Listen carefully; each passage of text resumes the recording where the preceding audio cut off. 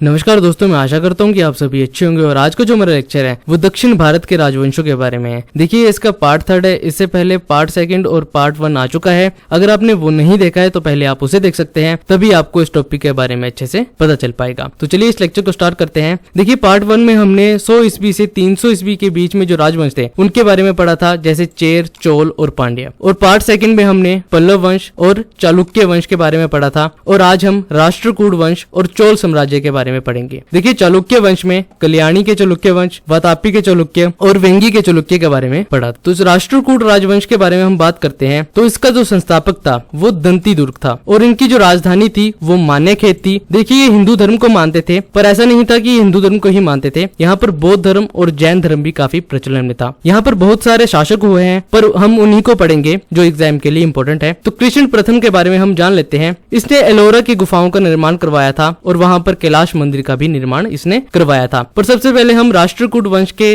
भौगोलिक विस्तार के बारे में देख लेते हैं। तो ये इस वाले पोर्शन में फैले हुए थे। आप यहाँ पे देख सकते हैं कि महाराष्ट्र और कर्नाटक के एरिया में ये रहा करते थे। तो कृष्ण प्रथम ने एलोरा की गुफाओं का निर्माण करवाया था और एलोरा की गुफाएं कुछ इस तरीके से दिखाई देती है, जो महाराष्ट्र में स्थित है और ये 34 गुफाएं हैं।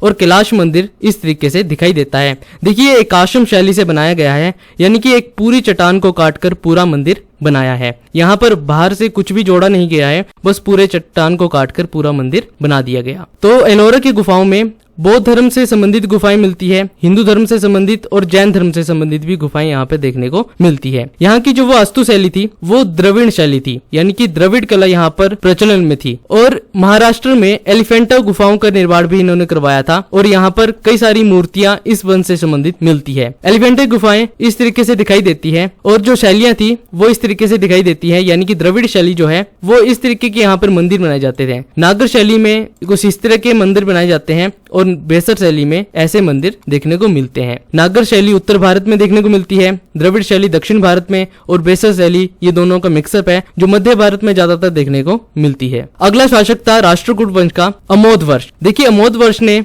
मान्यखेत को अपनी राजधानी बनाई थी, यानी कि जो राष्ट्रकूट की राजधानी थी वो इसी ने बनाई थी। और इस वंश का अंतिम शासक था कृष्ण तृतीय। कृष्ण तृतीय से क्वेश्चन बनता है। देखिए, इसके दरबार में कन्नड़ भाषा के एक कवि रहते थे, पोन। पोन ने शांति पुराण की रचना की थी। ये पौत्र नहीं है, पोन है, तो इसे आप देख सकते हैं। इससे क्वेश्चन बनता है, इसे आप नोट कर लीजिए क्योंकि शांति पुराण से कई बार क्वेश्चन बना है। अगला जो वंश था वो चोल वंश है। इसने अपनी राजधानी जो बनाई है वो तंजावुर, जिसे तंजौर भी कहा जाता है, और इसका संस्थापक विजयालय था। इस वंश का भौगोलिक विस्तार यहाँ पर था, आप यहाँ पे देख सकते हैं। इस पूरे एरिया में ये फैले हुए थे। आप आंध्र प्रदेश को देख सकते हैं और तमिलनाडु के एरिया को देख सकते हैं, यहाँ पर ये वंश फैला हुआ था। इस वंश में बहुत सारे राजा हुए हैं, पर हम सभी को नहीं पढ़ेंगे, जो महत्वपूर्ण है बस उसके बारे में ही जानकारी लेंगे। तो प्रांतक प्रथम के बारे में पढ़ते हैं, जो एक चोल राजा था। इसने पांड्य शासक को हराया और मधुरे कोंड की उपाधि इसने धारण की थी, यानी कि जो पांड्य साम्राज्य था वो यहाँ पर फैला हुआ था। इसने इसको हराया और अपने साम्राज्य में मिला लिया और इसने मधुरे कोंड की उपाधि धारण की। इससे एक क्वेश्चन बनता है, बहुत ही इंपॉर्टेंट क्वेश्चन है। इसके शासनकाल में कांचीपुरम में उत्तर मेरु अभिलेख मिलता है,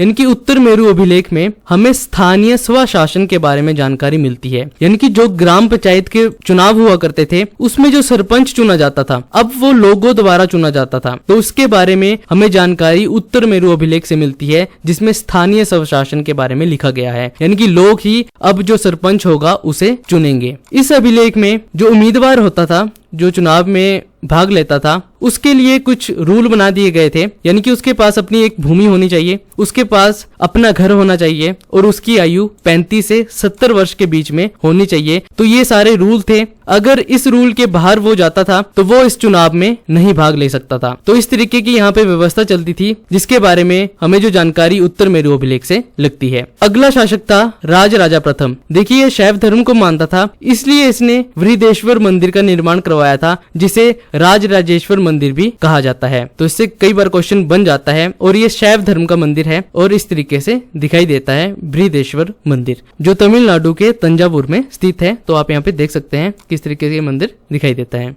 राजा प्रथम ने श्रीलंका पर आक्रमण किया और उसका उत्तरी भाग जो था उसे जीत लिया और उसका नाम इसने मुंडी चोल मंडलम रख दिया, यानी कि इस वाले भाग को इसने जीत लिया और इसका नाम मुंडी चोल मंडलम रख दिया। अगला शासक था चोल वंश का राजेंद्र प्रथम। देखिए ये बहुत ही शक्तिशाली शासक था। इसने अपने साम्राज्य के बाहर भी आक्रमण किया और दूसरे देशों पर भी अपना अधिकार जमा लिया। देखिए इससे कंफ्यूजन हो सकती है। एक था समुद्रगुप्त जिसने भारत के बाहर आक्रमण किया था पर वहां पर अपना राजवंश नहीं स्थापित किया, पर ये राजेंद्र प्रथम जो था इसने भारत के बाहर भी आक्रमण किया और वहां पर अपना साम्राज्य भी स्थापित किया। तो आप इसे याद रखिए, समुद्रगुप्त ने सिर्फ आक्रमण किया था, वहां पर उसने साम्राज्य नहीं बनाया था, पर इसने वहां पर साम्राज्य बनाया और उसे अपने कब्जे में कर लिया बाकी देशों को भी। तो आप इसे याद रखिए, कई बार इससे कंफ्यूजन हो जाती है। इसने संपूर्ण श्रीलंका पर विजय प्राप्त कर ली, यानी कि इस पूरे श्रीलंका को इसने जीत लिया और अपने भाग में मिला लिया। चोल साम्राज्य में हमें मूर्ति कला भी देखने को मिलती है। तो यहाँ पर बहुत ही फेमस एक मूर्ति है जो नटराज की कांस्य मूर्ति है। देखिए ये शिव जी के